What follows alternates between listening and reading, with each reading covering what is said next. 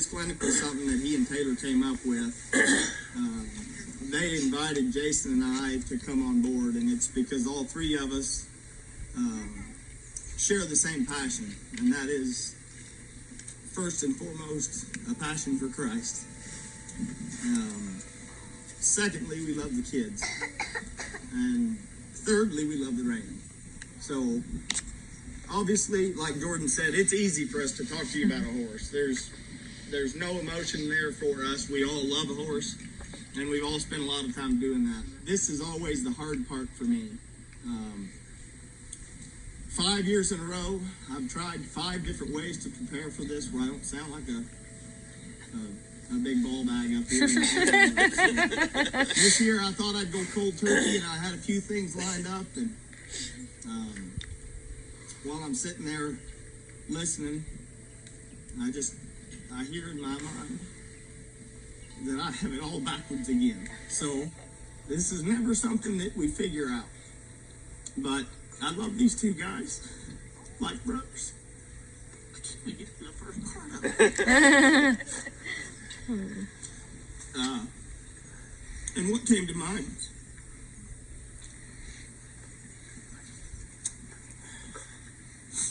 This is not supposed to be that hard. But Ecclesiastes says that the one may be overpowered, and two can defend themselves. A cord of 3 is hard to break. I can't do this by myself.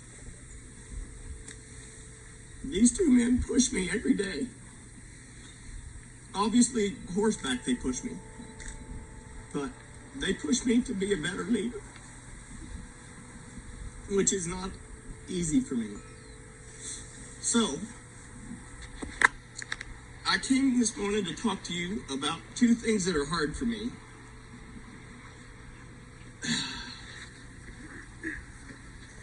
One is, like Jordan said, worry, and I think every man that I know has dealt with that at some point. And the second thing is waiting. And I have very, very little experience as a young lady, so I'm going to speak to you from a man's perspective. But worry and waiting are 2 things that I struggle with. And I had a few things that I was going to talk to you about how I had waited on God and waited on God. And while I sat there, he says to me, "How long did I wait for you?"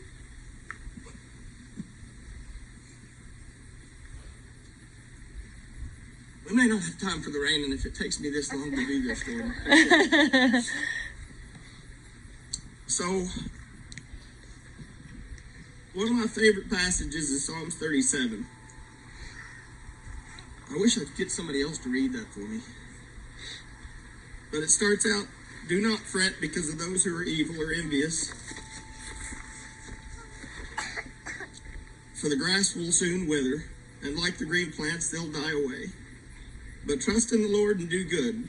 Dwell in the land and enjoy the safe pasture. Take delight in the Lord, and he will give you the desires of your heart. Commit your way to the Lord and trust in him, and he will do this. He will make your way righteous, he will make your righteous reward shine like the dawn. Your vindication will be noonday sun." And this was the part that always got me here, was to be still before the Lord and wait patiently for him, and do not fret. So twice there in the first of Psalms 37, it tells us to not fret. And there's countless verses through the Bible here that tell us to not fret or worry. All 3 of us have taken on a pretty big load with our business, our family, and what we stand for in the business. And it's tough to not fret and worry. And I think that's why the Bible addresses it so many different times. But the part that, for the past 20 years of my life, that was hard for me was the waiting. So I have a little different story than what Jordan does. I grew up in a little neighborhood with amazing parents that took us to church every day, every Sunday, and a lot of the Wednesday nights. I was saved at a very young age, I was 7 years old when I accepted Christ, and I was baptized on Valentine's Day of 1988. And so my entire life, I had no problem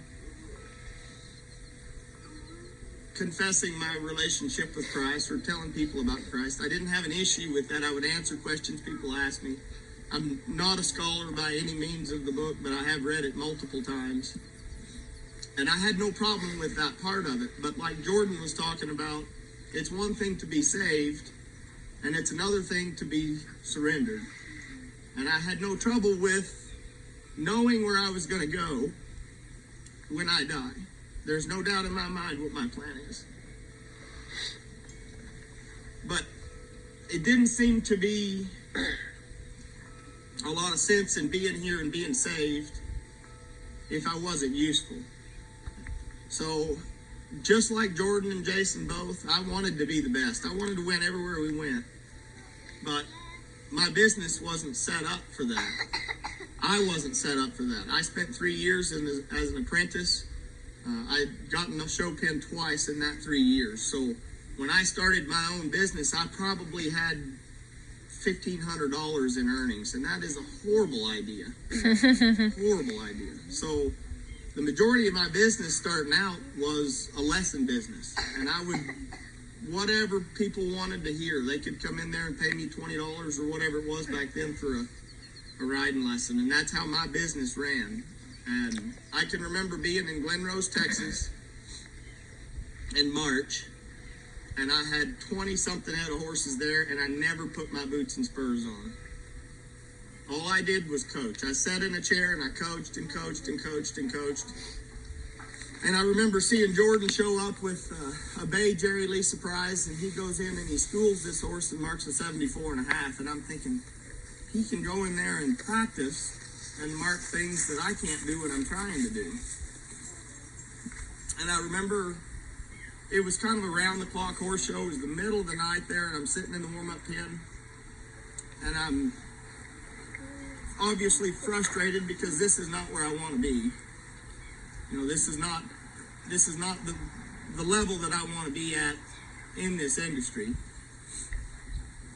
And I remember sitting there in the chair and saying to myself and praying,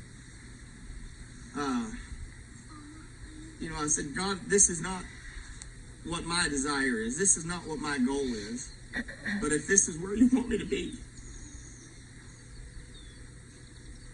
if this is the spot you need me in,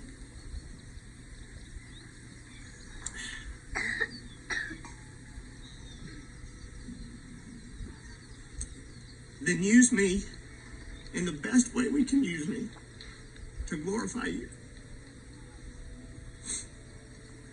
And at that point, when I truly surrendered my life to Christ, I'm not talking about salvation, but when I had truly surrendered myself to be a useful tool for Him, that's when He gave me the desire of my heart. And it wasn't overnight, but at that point, customers started coming in with better horses. I was able to start making the finals and started winning things. And my preparation for this was to talk about how long I waited for God to provide the desires of my heart. And sitting in the chair over there, He said, you didn't wait long. I waited a long time for you to surrender so that I could use you. And I know that had God given me the desires of my heart before I got to that point, I would have been a horrible person. Far worse than I already am. I thought I better beat you to that, Jordan. But until the desires of my heart became being useful for Christ, I would have never been able to use them in a way that would glorify Him. So, as a young person, growing up, not knowing exactly where I'm supposed to go, not knowing exactly what I'm supposed to do, I just want to encourage you that even if you feel a little lost or confused about what your future holds, God's got it all planned. He's got it all worked out. And if you will just give yourself to his plans and his desires, it will be far above and beyond anything that you could have ever sat down and written for yourself. I had goals. I wanted to be successful. I wanted to be a finalist. I wanted to win events. But I never in my wildest imagination would have imagined that we could have won what we'd won and gone where we'd been. The horses have taken us all over the world. But the horses have taken us all over the world so that we can share the love of Christ in everything we do. Okay, I'm done. Woo!